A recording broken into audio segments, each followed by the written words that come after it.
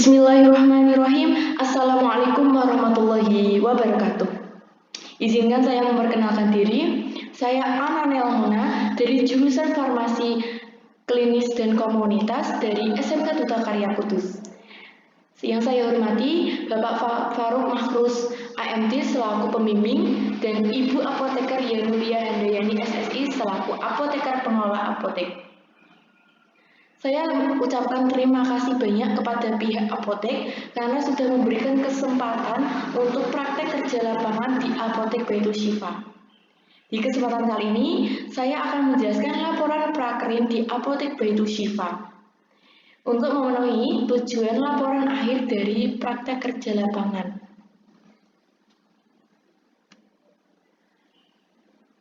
Yang pertama, saya akan menjelaskan latar belakang. Di sini ada Undang-Undang Nomor 36 Tahun 2009. Setiap orang berkewajiban ikut mewujudkan, mempertahankan, dan meningkatkan derajat kesehatan masyarakat yang setinggi-tingginya. Sehingga tenaga kerja harus memiliki pengetahuan dan keterampilan di bidang kesehatan untuk ke dunia kerja. Sehingga SMK Duta Karya mengadakan PKL di apotek-apotek terkhusus di Apotek Baitul Syifa agar siap bekerja. Selanjutnya, tujuan dan manfaat PKL di apotek. Pasti kalau ada kegiatan, pasti ada tujuan dan manfaatnya. Nah, ini ada tujuan dan manfaat PKL, apa saja? Nah, yang pertama, tujuannya itu untuk membentuk mental dan karakter. Karena PKL itu langsung terjun di lapangan, langsung terjun di dunia kerja. Maka membentuk siswa-siswi dalam membentuk mental dan karakternya. Yang kedua, ini ada manfaat PKL. Itu yang pertama, mampu menggolongkan jenis obat. Siswa-siswi mampu menggolongkan jenis obat, yaitu obat bebas, mana obat bebas, dan mana obat bebas terbatas, mana obat keras, ya kan? Itu siswa-siswi sudah dapat membedakannya. Yang kedua, mampu meracik obat sesuai resep dokter. Siswa-siswi mampu meracik obat sesuai resep dokter. Itu sesuai dengan jumlah yang diminta dokter, terus bentuk obat apa yang akan dibuat, dan lain sebagainya. Yang kedua, mampu berkomunikasi langsung dengan pasien. Nah, karena kalau di sekolah itu biasanya pasiennya itu gurunya sendiri, tapi kalau pas waktu PKL itu langsung ke pasien nyata. PKL langsung terjun di dunia kerja dan pasiennya pasien nyata, pasien yang benar-benar beda kalau di sekolah. Nah, langsung ngomong dengan pasien, langsung berkomunikasi, melatih siswa-siswi untuk berkomunikasi. Itu manfaatnya sangat banyak, manfaatnya juga sangat bermanfaat untuk nanti siswa-siswi kelanjutannya, ya kan, sangat bermanfaat sekali. Selanjutnya, pengertian apotek. Menurut Permenkes Nomor 9 Tahun 2017 mendefinisikan apotek sebagai sarana pelayanan kefarmasian tempat dilakukan praktek kefarmasian oleh apoteker. Nah, apotek itu tuh untuk menjual, meramu, meracik obat dan untuk menjual alat kesehatan. Alat kesehatan contohnya tensimeter, termometer, nebulizer, ya kan? Masih ada banyak lagi. Selanjutnya, tugas dan fungsi apotek. Tugas dan fungsi apotek ini ada dua, yaitu tempat menjual obat dan alat kesehatan. Yang kedua, untuk tempat menebus resep dokter. Jadinya, kalian pasti sudah pernah ke apotek untuk membeli obat, ya, untuk membeli alat kesehatan, untuk menebus resep dokter. Pasti kalian sudah pernah. Selanjutnya kita ke jenis obat dan penggolongan. Ya, di sini ada 7 golongan obat. Yang pertama ini ada obat bebas terbatas, obat keras dan psikotropika, narkotik, jamu, OHT, dan fitofarmaka. Ada 7 ya. Kita akan bahas satu persatu.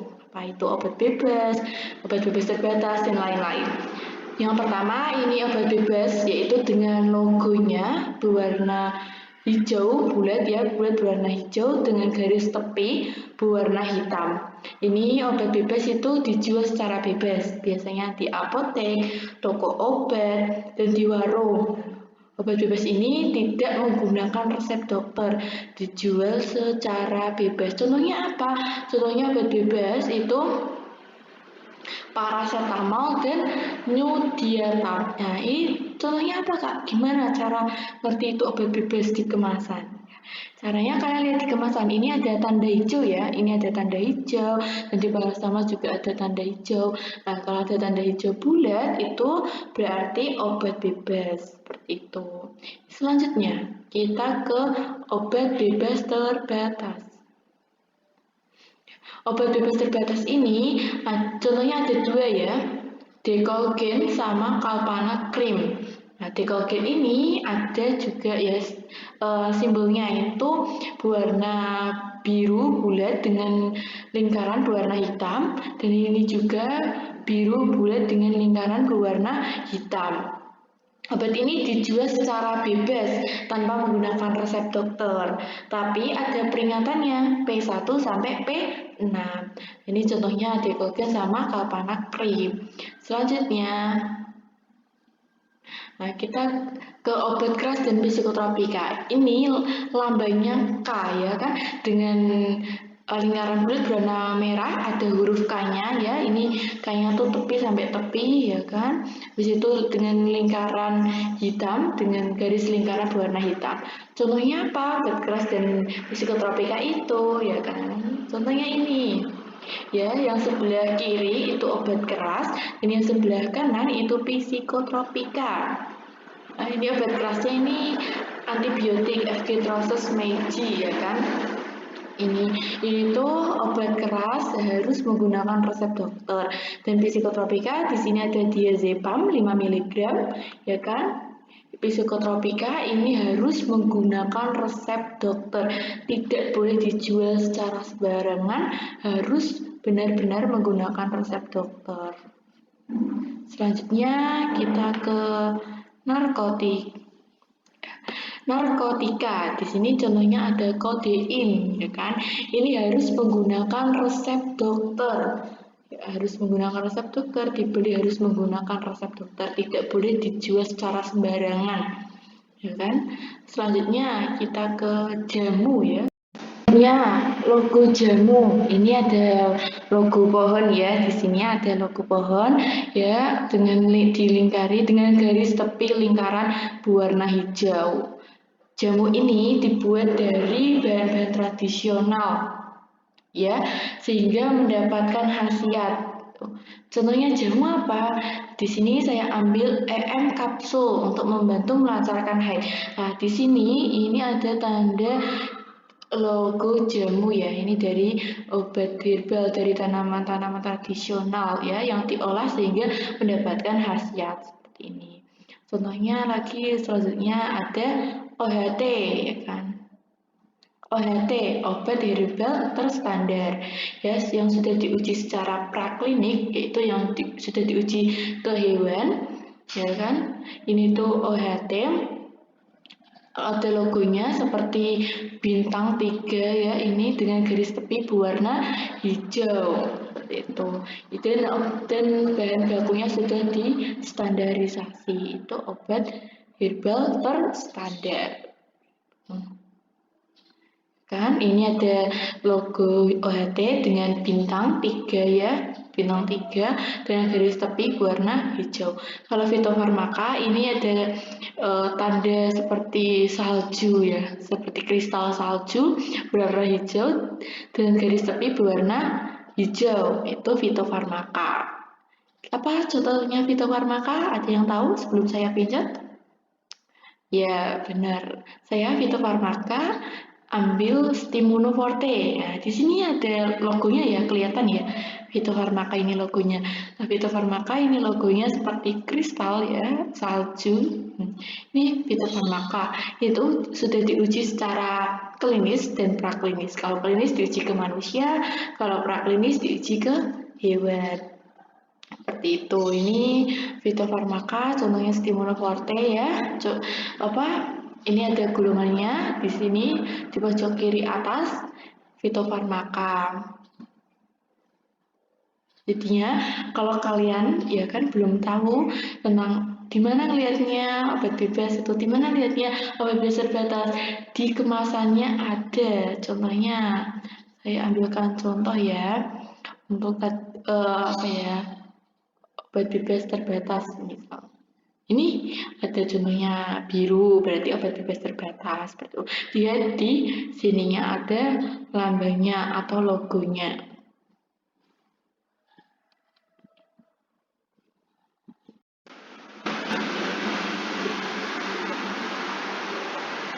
Selanjutnya, kita akan membahas visi dan misi apotek. Setiap apotek pasti memiliki visi dan misi masing-masing. Nah, ini visi misi dari Apotek Baitu Syifa. Visinya, Apotek Baitu Syifa menjadi apotek yang menerapkan pelayanan bermutu, berkualitas, dan terpercaya, serta menguntungkan bagi konsumen dan karyawan. Dan misinya, yang pertama, Apotek Baitu Syifa merupakan sarana pendistribusian sediaan farmasi dan perbekalan apotek yang terjamin mutunya, berkualitas dengan harga yang terjangkau bagi masyarakat. Yang kedua, menjadikan Apotek Baitu Syifa sebagai tempat pelayanan kefarmasian yang berdasar pada prinsip pharmaceutical care family model. Ini merupakan visi dan misi Apotek Baitu Syifa. Selanjutnya kita ke struktur apotek. Nah, struktur apotek dari Apotek Baitu Syifa ini ada pemilik sarana apoteknya, apoteker penanggung jawabnya, apoteker pendampingnya, dan ada tenaga teknis kefarmasiannya, dan ada administrasinya. Selanjutnya di sana jam kerja itu dibagi menjadi 2 shift, yaitu shift pagi dan shift siang. Shift paginya itu jam setengah 8 sampai jam 2 siang. Kalau shift siangnya itu jam 2 siang sampai jam 9 malam. Dan libur di hari Minggu.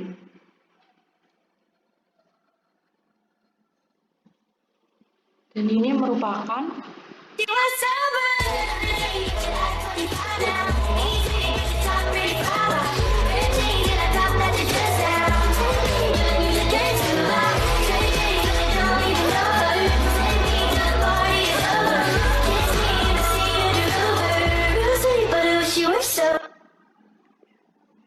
selanjutnya kita akan membahas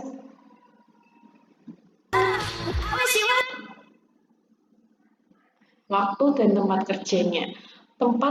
Waktu dan tempat kerjanya itu tempat praktek kerja industrinya atau PKL dilaksanakan di Apotek Baitu Syifa yang berlokasi di Ruko Jember Permai nomor 1 Jalan Jepara Kudus.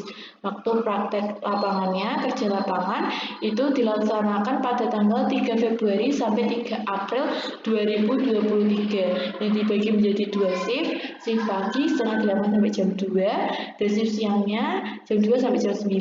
Ini saya ada partnernya 2 orang, saya sama teman saya. Kalau PKL itu bergantian dalam 1 mingguan. Misalnya 1 minggu saya pagi, nanti teman saya siang, dan gitu selanjutnya. Bergantian dalam 1 minggu itu. Selanjutnya kita ke perencanaan, ya kan? Perencanaan ini tuh ada pengelolaan apotek itu ada 5P, yaitu perencanaan, pengadaan, penerimaan, pendistribusian, dan penyimpanan. Nah, atau disebut 5P. Perencanaan itu perencanaan pengadaan obat yang didasarkan pada jumlah kebutuhan obat, bisa disusun berdasarkan rencana kebutuhan dalam jangka waktu tertentu, misalkan 1 minggu atau 1 bulan terakhir. Yang kedua, ada pengadaan. Pengadaan obat-obatan pada apotek menggunakan sistem pedagang besar farmasi atau PBF yang datang langsung ke apotek atau melakukan pemesanan melalui telepon untuk memenuhi pengadaan barang. Yang ketiga, ini ada penerimaan obat dengan prosedur pengecekan jumlah barang yang datang sesuai dengan jumlah obat, kondisi barang datang dipastikan tidak terjadi kerusakan. Ketika menerima barang itu harus dicek ya SP sama fakturnya sesuai atau tidak ya kan, mulai dari jumlah obat yang dipesan, ED-nya, kemasan rusak atau tidak, itu perlu dicek ya. Yang keempat ini ada penyimpanan obat yang diterapkan di apotek itu ada yang sesuai abjad, misalnya obat generik itu sesuai abjad A sampai Z ditaruh di etalase sebelah kanan, dan nanti untuk obat paten nanti diurutkan abjad A sampai Z nanti di sebelah kiri, dan biasanya penyimpanannya juga sesuai bentuk sediaan atau stabilitas atau kesesuaian suhu pada tempat penyimpanan, seperti suppositoria itu ditaruh di kulkas seperti itu. Dan yang kelima itu ada pendistribusian atau penyaluran obat. Pendistribusian atau penyaluran obat itu ada dua, yaitu secara non resep dokter dan secara resep dokter. Kalau non resep dokter tadi contohnya ya obat bebas dan obat bebas terbatas, jamu itu termasuk non dokter. Yang kalau resep dokter itu contohnya yang tadi narkotik, psikotropik, ya kan, obat keras itu harus menggunakan resep dokter.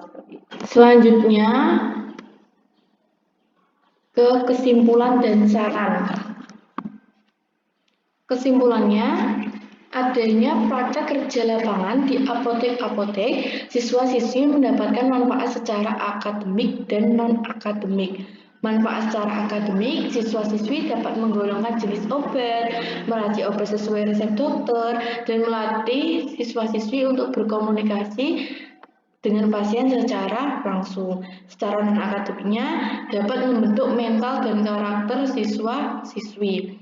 Sarannya, yang pertama untuk kepada apotek, itu untuk penambahan tenaga teknis kefarmasian bisa dikolaborasikan dengan PKL, dengan anak PKL, kepada pihak sekolah khususnya SMK Farmasi karena SMK siap bekerja. Yang kedua untuk pihak sekolah itu update ilmu yang ada di lapangan dan diterapkan di sekolah sebagai bahan belajar. Selanjutnya di sini ada surat pesanan narkotika, surat pesanan psikotropika, surat pesanan prekursor, surat pesanan reguler, laporan AA, laporan umum, kartu stok, kopi resep, dan nota. Di sini untuk surat pesanan narkotik ini ada 4 rangkap, gunanya yaitu untuk memesan obat yang mengandung narkotik. 1 SP untuk 1 item obat, terdiri dari 4 rangkap, yaitu berwarna putih, merah muda, biru, dan kuning. Selanjutnya, untuk surat psikotropika digunakan untuk memesan obat yang mengandung psikotropik. Ya, di sini ada 2 rangkap surat pesanan psikotropika. Selanjutnya, surat pesanan prekursor. Nah, di sini ada 2 rangkap, yang satu untuk PPF, yang satunya lagi untuk arsip apotek. SP, surat pesanan prekursor, digunakan untuk memesan obat yang mengandung prekursor, misalnya HPCO2-epedrin, fenopropanolamid, epedrin, ya kan? Ini ada dua rangkap surat prekursor. Nih. Selanjutnya, ini ada surat pesanan. Ya, surat pesanan ini digunakan untuk memesan obat bebas dan obat bebas terbatas, surat pesanan reguler, ya kan? Yang selanjutnya ini ada laporan AA dan laporan umum. Laporan AA ketika penjualan, ya kan? Ketika mau tutup itu kan ada obat mana yang terjual kan, nanti di print, dicetak, dan nanti dibagi menjadi 2, mana yang di laporan AA dan mana yang di laporan umum, seperti itu. Selanjutnya ke kartu stok. Kartu stok itu apa ya? Kartu stok itu catatan keluar dan masuknya stok obat. Ketika obat itu keluar, misalnya hari ini yang keluar tolak angin ya. Tolak angin keluar 5 saset. Nanti kamu mengisi kartu stok, tulis di hari ini tanggal berapa, terus keluar berapa, nanti dikurangi. Dan kalau mengisi kartu stok itu harus sesuai dengan stok aslinya. Stok kartu stok sama stok aslinya harus sesuai. Itu biasanya di apotek itu ada yang menggunakan kartu stok secara buku, ada yang secara digital seperti itu. Dan ketika ada barang datang gitu kan dari PPR, terus kalian masukkan ke kartu stok, tanggal berapa, pabriknya apa, nomor batch-nya, ID-nya, masuk berapa, nanti dijumlah sama yang ada di apotek itu, jumlahnya berapa, sisanya berapa, nanti dijumlah. Lanjut ke kopi resep. Kopi resep ini digunakan untuk pasien yang menebus obat setengah gitu kan. Nah itu tuh untuk menebus obat. Kartu stok ini tuh salinan resep untuk menebus obat selanjutnya. Biasanya digunakan untuk pasien yang menebus obatnya setengah. Itu dikasih kopi resep. Selanjutnya kita ke nota.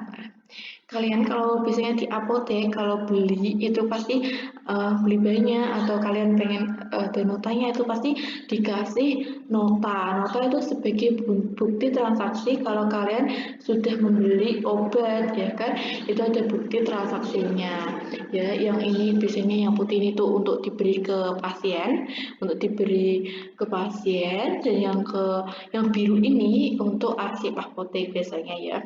Ini nota kan, ada banyaknya barang yang dibeli, nama barangnya apa, harga satuannya berapa, jumlahnya berapa ya kan.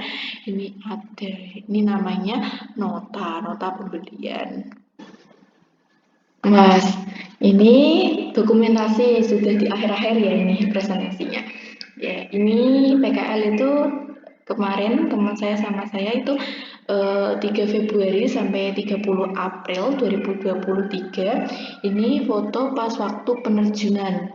Ya, ini sama pembimbing saya, Pak Faruk, dan ini sama apoteker pengelola apotek sama Bu Yanulia. Dan ini pas waktu penarikan 30 April ini foto sama mbak-mbak apoteknya ya kan. Ini sama mbak-mbak apotek, dan ini foto juga pas waktu penarikan. Ini foto sama apoteker gitu. Ini foto dokumentasinya. Selanjutnya kita ke kegiatan PKL selama 3 bulan itu apa aja gitu kan. Ya, ini bulan 1, ini minggu 1, minggu 2, minggu 3, minggu 4 itu sama bulan kedua, minggu 1 dan minggu kedua itu tuh menghafal tempat obat.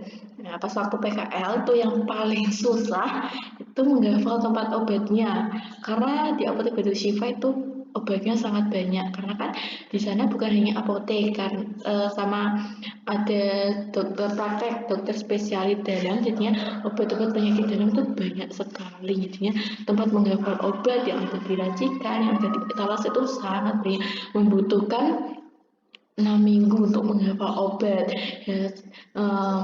Dengan menghafal tempat obat ini saya catatin semua ya di etalase ini obatnya apa saja saya catat, saya hafalin gitu, karena sangat banyak sekali kan. Kedua, kebersihan dilakukan setiap hari, shift pagi maupun shift siang itu pasti ada kebersihan ya. Misalnya shift pagi itu kebersihan kan pagi, terus sebelum pas waktu pagi itu kebersihan, terus kalau shift siang itu juga kebersihan. Yang kedua, kartu stok ini ada nyetok umum sama nyetok AA dibedakan.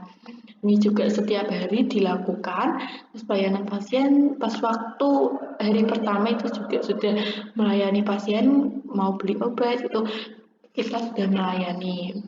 sudah ikut membantu mbak-mbaknya melayani pasien, sudah ikut membantu mengisi kartu stok, ya, umum sama AA gitu, sampai minggu terakhir. Dan minggu-minggu terakhirnya ini itu untuk menyusun laporan. Minggu-minggu terakhir bulan ketiga, minggu ketiga, minggu 4 itu untuk menyusun laporan. Selanjutnya ini ada daftar pustaka. Ya, ini saya ambil dari internet. Ini daftar pustakanya. Selanjutnya